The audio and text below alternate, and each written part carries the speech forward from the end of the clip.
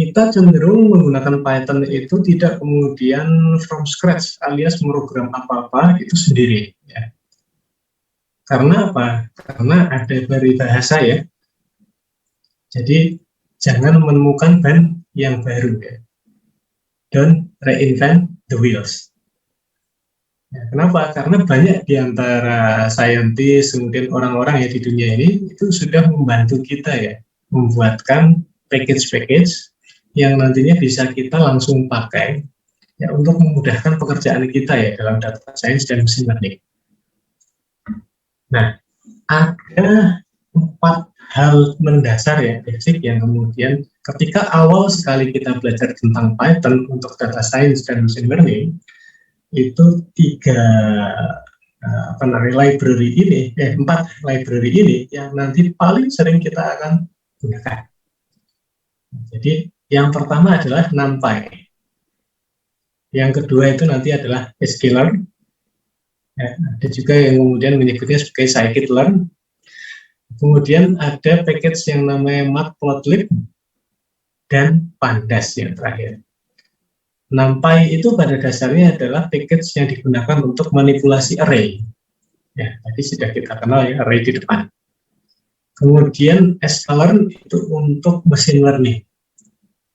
Matplotlib itu untuk visualisasi, jadi misalkan membuat grafik dan seterusnya.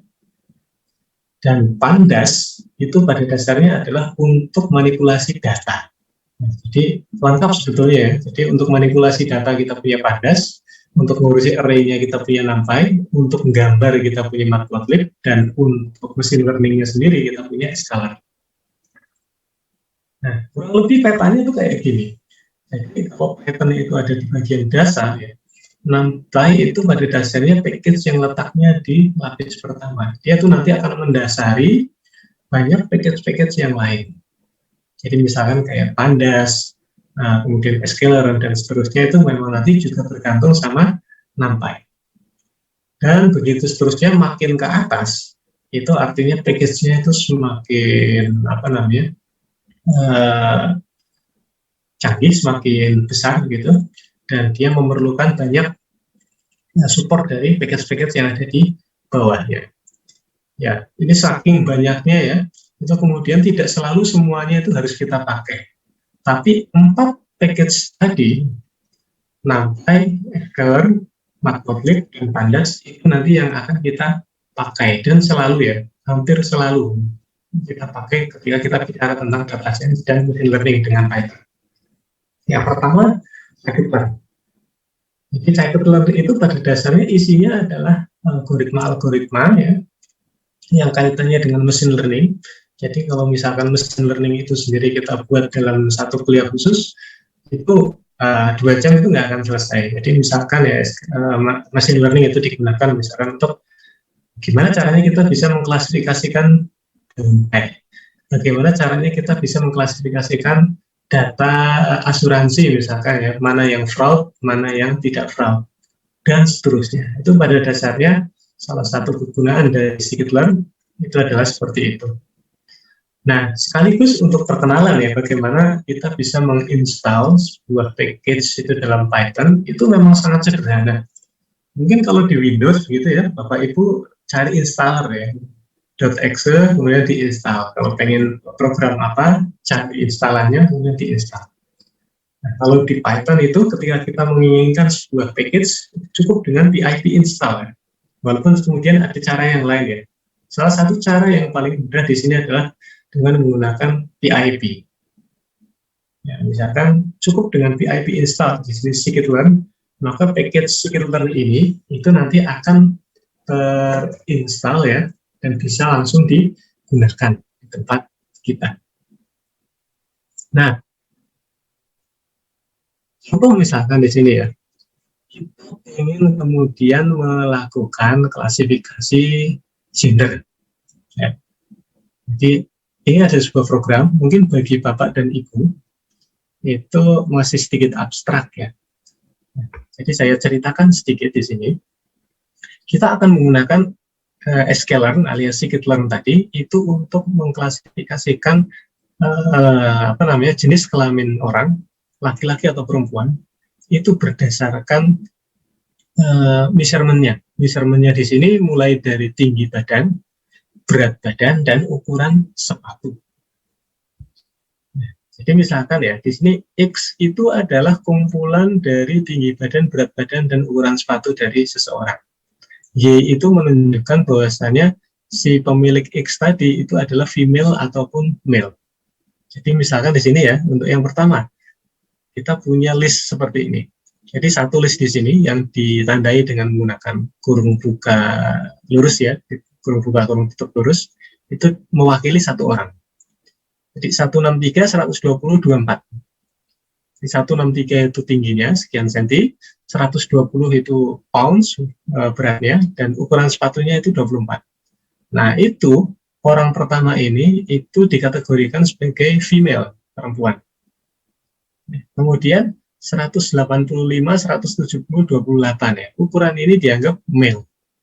Ya, kalau kita bayangkan kan seandainya kita tidak memprogram sekalipun ya, kalau kita dikasih tahu informasi tentang tinggi badan, berat badan, dan ukuran sepatu, ya menurut kebiasaan itu kan memang biasanya yang ukuran berat badannya itu lebih kecil dan ukuran sepatunya lebih kecil itu biasanya memang perempuan, dan yang laki-laki cenderung lebih besar ya. Ya, dengan cara berpikir yang sama, kurang lebih di sini kita sedang menginginkan untuk membandingkan ya orang tersebut apakah perempuan ataupun laki-laki itu berdasarkan 3 ukuran ini. Nah, dengan menggunakan scalar di sini, kita hanya butuh 3 baris tambahan ya untuk bisa kemudian mengklasifikasikan apakah seseorang dengan ukuran tubuh semacam ini dan ukuran sepatunya otomatis ya itu terkategorikan sebagai male atau female. Nah, jadi misalkan di sini kita menggunakan satu algoritma yang namanya decision tree. Nah, kemudian kita latih di sini, ya, kita training ya, dalam bahasa machine learning itu kita training, dan kemudian hasilnya kita gunakan untuk menentukan ukuran. Kalau misalkan ada ukuran yang baru, kita diberikan sebuah ukuran yang baru, itu kita bisa memprediksi dia itu laki-laki atau perempuan. Jadi sesimpel itu kalau dalam Python. Itu tadi scalar. Sekarang kemudian yang kedua pandas. Never say no to pandas. Ya kalau yang tahu iklannya itu pasti ketawa. Tapi sayangnya mungkin tidak semuanya itu tahu iklannya. Nah, kalau pandas itu pada dasarnya memang dia itu package yang khusus digunakan untuk data analisis. Ya, orang yang baru belajar data science itu biasanya akan berinteraksi dengan pandas di sini. Ya, jadi secara otomatis di sini ketika kita mengolah data menggunakan pandas itu pada dasarnya akan sangat membantu ya, meringankan beban kita belajar. Nanti contohnya kita akan lanjut di belakang. Kemudian istilah yang berikutnya adalah Jupyter Notebook. Semoga ini dalam waktu kira-kira mungkin 5 atau 10 menit lagi selesai ya untuk perkenalan istilah-istilah, langsung kita hands-on supaya langsung bisa kita terapkan. Jupyter Notebook ya, itu pada dasarnya adalah sebuah sistem ya, framework yang kemudian bisa membuat kita itu menuliskan code, kemudian membuat catatan, serta melakukan eksekusi ya, itu secara langsung. Ya, sehingga ini akan sangat memudahkan ya. Sehingga di sini kita menuliskan program Python itu di satu tempat, sehingga kita nggak perlu kemudian pindah-pindah tab ataupun ganti-ganti file ya. Misalkan dari file txt itu ke terminal dan seterusnya itu, karena di satu tempat maka lebih mudah. Nah, Jupyter itu sendiri pada dasarnya akronim. Jadi Ju itu Julia, Py itu dari Python, dan R itu bahasa R. Nah, karena memang peruntukannya itu Jupyter itu memang kalau selama ini Bapak dan Ibu mungkin tahunya adalah digunakan untuk Python, itu pada dasarnya memang bisa digunakan untuk bahasa pemrograman R maupun Julia. Ya. Kalau R mungkin Bapak Ibu yang di sini bidangnya statistik itu sudah sering ya familiar dengan bahasa R. Nah, kalau Julia itu adalah salah satu bahasa pemrograman yang berkaitan dengan computing. Ya, parallel computing itu juga banyak yang menggunakan Julia. Tapi kita lepaskan Julia dan R karena bahasa kita di sini adalah Python. Nah, di sini ya, di Jupyter ketika kemudian kita pakai sistem Jupyter di sini, itu prinsip dasarnya adalah dia nanti akan membuat ya unit-unit kode itu ke dalam kernel, ke dalam shell, sorry.